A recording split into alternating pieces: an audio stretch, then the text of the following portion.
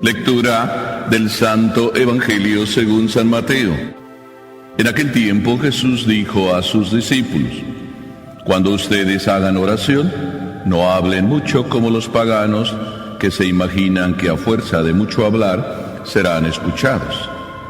No los imiten, porque el Padre sabe lo que les hace falta, antes de que se lo pidan. Ustedes pues oren así: Padre nuestro que estás en el cielo, santificado sea tu nombre, venga a tu reino, hágase tu voluntad en la tierra como en el cielo. Danos hoy nuestro pan de cada día, perdona nuestras ofensas, como también nosotros perdonamos a los que nos ofenden. No nos dejes caer en tentación, y líbranos del mal. Si ustedes perdonan las faltas a los hombres, también a ustedes los perdonará el Padre Celestial. Pero si ustedes no perdonan a los hombres, tampoco el Padre les perdonará a ustedes sus faltas. Palabra del Señor.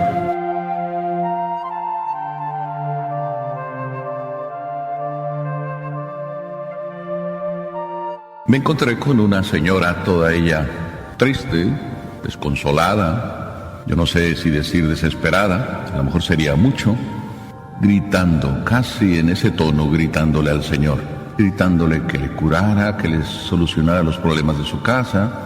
En el momento en que estaba diciendo eso, se le ocurrió decir algo que sintetiza lo que realmente ella tenía en su mente. El Señor solo está en lo suyo. Casi como si dijera: al Señor no le preocupan mis cosas, Él está en lo suyo. De alguna manera, casi esto se repite en algunos momentos de nuestra vida. Le decimos a veces a Dios: tú solo estás en lo tuyo, lo nuestro no te interesa. ¿Verdad que lo hemos pensado por lo menos alguna vez? Porque es como la expresión natural de un niño frente a su mami, que de repente le dice: tú solo estás en lo tuyo. Como la expresión natural de un hombre que sufre y en un momento dado su dolor es tan grande que solo ve su dolor y no ve más allá de su dolor. Y se me ocurre pensar que la primera idea que el Señor nos quiere decir es que Dios sabe, antes de que tú le pidas, tus necesidades. ¿Verdad que las mamás saben las necesidades de sus hijos antes de que se las pidan? Entonces Dios es como una grande mamá. Conoce perfectamente cada una de las cosas que nosotros necesitamos, pero quiere que se las pidamos. Pero no solo quiere que se las pidamos. A Dios le interesa mucho que le hablemos, pero a Dios también le interesa que lo escuchemos. Y a Dios le interesa más que lo escuchemos solamente, que captemos lo esencial que hay en nuestras vidas. Dios conoce nuestras necesidades. Tan conoce nuestras necesidades que no hace falta ponernos en ese plan como para llegar a decirle: tú solo estás en lo tuyo, porque lo de Él es lo nuestro. Nosotros somos la preocupación de Dios. Por tanto, de alguna manera, nuestra oración tiene que ser tan sencilla como la típica oración de la viejita que dice: Señor, tú sabes lo que necesito. Si quieres dármelo, pues bien. Cuando quieras, como tú quieras, lo que quieras, donde quieras. Esto está bien clarito, pero a la hora de la hora, ¿cómo estamos sufriendo? El sufrimiento de alguna manera oscurece a veces esto, y por eso en el sufrimiento vemos solo lo que sufrimos, nos importa solo lo que sufrimos, pedimos solo lo que sufrimos, no queremos más que decir que nos quiten lo que estamos sufriendo, y no descubrimos que es algo esencial, sufrir. Hasta ahí lo primero. Si lo primero es decirle a Dios que tú estás en nuestras necesidades, y más bien Dios nos dice que Él ya las conoce, entonces la pregunta en segundo lugar viene como a decírnosla a Jesús: ¿realmente tú sabes tus necesidades? Dios conoce tus necesidades. ¿Tú conoces tus necesidades? Probablemente no. Digo tú y yo, no creas que nada más al decir tú estoy fijándome en ti. Sí y no. Las conocemos, pero obramos como si no las conociéramos, porque andamos buscando otras cosas que no son nuestras necesidades. Entonces Jesús nos dice cuáles son nuestras necesidades, porque por si acaso se nos olvida. Dentro de esas necesidades, Jesús nos enseña a incluirlas en esa oración. Y por eso nos enseñó la oración perfecta, donde están incluidas todas nuestras necesidades. Y la primera necesidad, santificado sea tu nombre. Pero fíjense que en realidad es una sola, porque dice primero, Padre nuestro, para decirnos que la necesidad primera, ahí está, tenerlo como Padre. Y después de tenerlo como Padre, decirle, santificado sea tu nombre. Eso como que no nos suena, que es santificar su nombre. A lo mejor estamos pensando que es ir a misa el domingo. Jesús no nos está diciendo aquí que eso es santificar su nombre.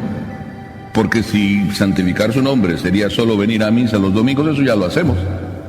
O si santificar su nombre sería, pues eso, como a veces se dice, solo ser católicos calientabancas, entonces no estaríamos haciendo la voluntad de Dios. Pero Jesús continúa diciendo, santificado sea tu nombre, venga tu reino, que es lo mismo.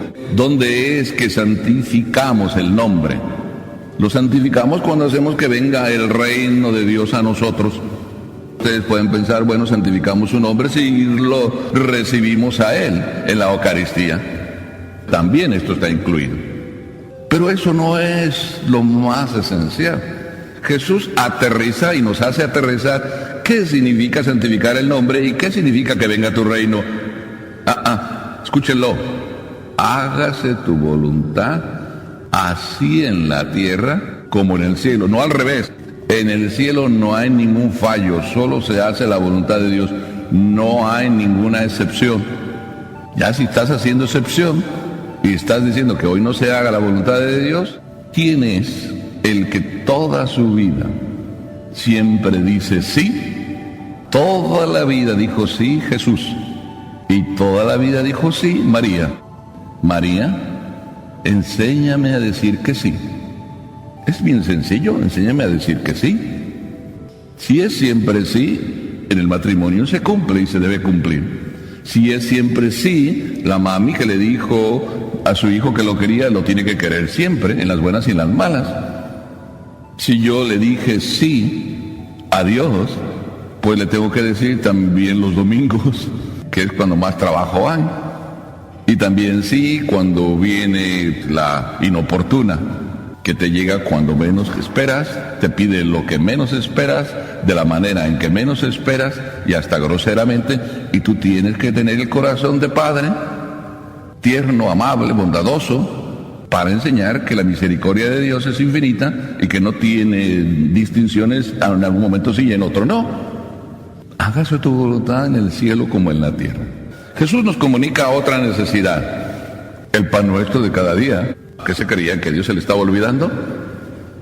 A Dios también le preocupa la barriguita de cada uno de nosotros. Por eso Él es el primero que nos da el pan de cada día. El pan nuestro de cada día Dios nos da a cada uno. Y el que dice no tenerlo, pues es porque a lo mejor le está pidiendo a Dios, dame pasteles, y Dios lo que te está dando son los frijoles y las tortillas. Dios nos da el pan, nuestra necesidad. Pero Dios no solo nos da esa necesidad, que es bien clara que la tenemos, sino nos dice que otra de nuestras necesidades, que es bien clara, la necesitamos, es perdonar. Una necesidad propia del corazón. Eternamente somos mendigos del perdón. Necesitamos hacer uso de lo que Dios nos da, su misericordia. Y la misericordia de Él es infinita y eterna. Y así es que Dios nos dice, como yo perdono, perdona. O como quisieras que te perdonara, perdona. Dios nos dice, es una necesidad perdonar. Y además nos dice que es necesario que perdones a fin de que te salves. Porque si no sabes perdonar, no puedes ser perdonado.